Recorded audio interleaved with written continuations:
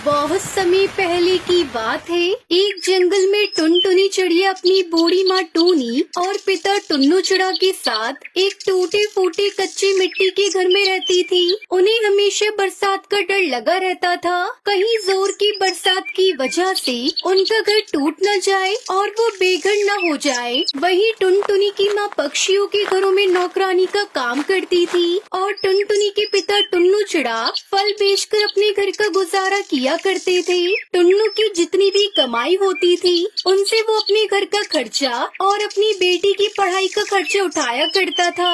एक दिन फल बेचते समय एक हवाई मोटर से टुन्नू का एक्सीडेंट हो जाता है और उसके पंख में चोट लग जाती है। टुन्नू चिड़ा से उड़ा भी नहीं जा रहा था। अब घर की सारी जिम्मेदारी टुनटुनी चिड़िया के कंधों पर आ गई थी।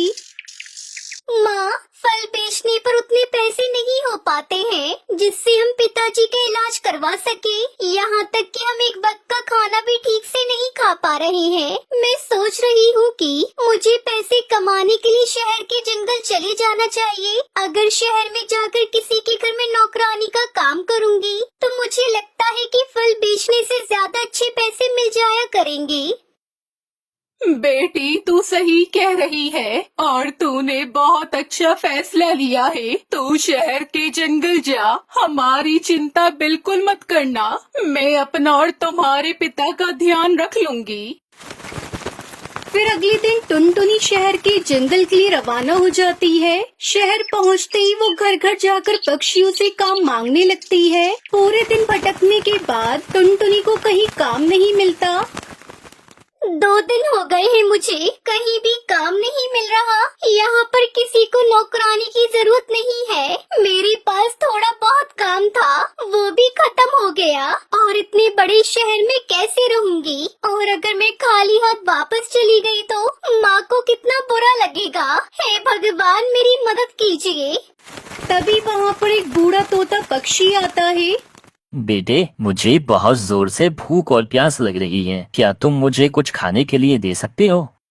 मेरे पास खाने के लिए कुछ भी नहीं है, सिर्फ 10 रुपए है। लेकिन कोई बात नहीं, आप ये पैसे ले लीजिए और इनसे कुछ खा लेना। बूढ़े तोते पक्षी को पैसे देकर टुनटुनी इधर उधर काम ढूंढने लगती है। कुछ देर उड़ने के बाद टुनटुनी को एक बच्चा दिखाई देता है। दीदी, मेरे दादाजी बहुत बीमार हैं। मुझे उनके लिए दवा लेनी है। क्या आपके पास कुछ पैसे होंगे? मेरे पास अब केवल 20 रुपए ही बचे हैं जो मैंने अपने लिए बचाए थे। पर कोई बात नहीं, इसे तुम रख लो और अपने दादा की दवाई खरीद लेना। दीदी, आप हमारे साथ हमारे छोटे से घर में चलोगी? हम अकेले अपने दादा को डॉक्टर के पास नहीं ले जा सकते। फिर टुनटुनी चिड़िया उस बच्चे के साथ उसके घर चली जाती है। तभी वो बच्चा उसका दादा हरिया तोता परी के रूप में बदल जाते हैं। बेटी, हम एक ऐसे पक्षी के तलाश में थे जो नेक दिल पक्षी हो। क्या तुम हमारी मदद करोगी? हाँ, बताइए, मैं आपकी क्या मदद कर सकती हूँ? मैं यहाँ पर सैर करने आई थी, तभी जादूगर कालू कौवे ने मुझे कैद कर लिया। बड़ी मुश्किलों से मैं अपनी जान उससे बचाकर भागी थी। मेरी सारी जादुई शक्तियाँ हमारी छड़ी में होती है। जब मेरी जादूगर से लड़ाई हो रही थी तब मैंने अपनी जादुई छड़ी अपने जादुई लीची के घर में छुपा कर रख दी। क्या? लीची के घर पर? ये कहाँ है? यहाँ से थोड़ी दूर पर एक बहुत घना जंगल है, वहीं पर है जादुई लीची का घर है। मैं अभी यहाँ से नहीं जा सकती, इसलिए क्या तुम मेरी जादुई छड़ी वहाँ से ला सकती हो? लेकिन मैं जादुई लीची के घर में कैसे जाऊँगी? मेरे पास जादुई लीची के घर की चाबी है। उस लीची के घर में केवल वही लोग जा सकते हैं जो नेक दिल और दूसरों की मदद करने वाले हो। ठीक है, मैं वहाँ जरूर जाऊंगी और आपकी जादुई छड़ी लेकर ही आऊंगी। फिर परी टुनटुनी को चाबी दे देती है। चाबी लेकर टुनटुनी चिड़िया लीची के घर की तरफ चल पड़ती है। थोड़ी देर बाद उड़ते उड़ते वो लीची के घर के पास पहुंच जाती है। वहाँ पर उसे 2 लीची के घर दिखाई देते हैं। पहला लीची का घर उससे बोलता है, अगर तुम मेरे घर में आओगी तो तुम्हें मेरे घर में बहुत सारे सोने के सिक्के मिलेंगे, जिन्हें बेचकर तुम बहुत अमीर हो जाओगी, जिससे तुम आलीशान घर खरीद सकती हो और मैं तुम्हें जादुई लीची का घर भी दूंगा। तभी दूसरा लीची का घर बोलता है, अगर तुम मेरे घर में आओगी तो तुम्हें यहाँ सोने के कोई सिक्के नहीं मिलेंगे और न ही पैसे मिलेंगे, लेकिन हाँ तुम्हें यहाँ पर परी की जादुई छड़ी जरूर मिलेगी। अब तुम्हारे हाथ में है कि तुम्हें परी की मदद करनी है या खुद अमीर बनना है। मुझे पैसे और घर की बहुत ज्यादा जरूरत है, लेकिन फिर भी मैं पैसे और घर नहीं लूंगी। मैं परी की मदद करना चाहती हूँ क्योंकि इस समय परी बहुत परेशानी में है, इसलिए मुझे उनकी मदद करनी है। टुनटुनी के इतना बोलते ही पहले लीची का घर बोलता है, टुनटुनी तुम बहुत अच्छे चिड़िया हो, तुम कभी लालच नहीं करती। तुम्हारा ऐसा व्यवहार देखकर हम बहुत खुश हैं, इसलिए मैं तुम्हें पैसे, सोने के सिक्के और जादुई लीची का घर उपहार में देना चाहता हूँ।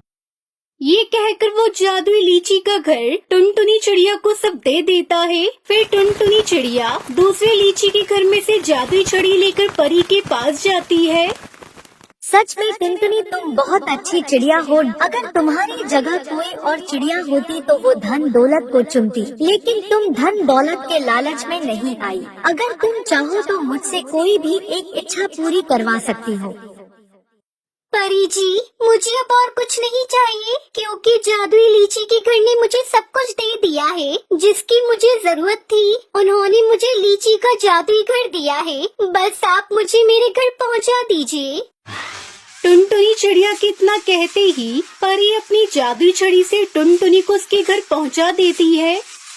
टुनटुनी मेरी प्यारी बच्ची आ गई तू। अरे तुझे इतने सारे सोने के सिक्के और पैसे किसने दिए और ये जादुई लीची का घर, मुझे सब बता, ये सब किसने दिया है तुझे?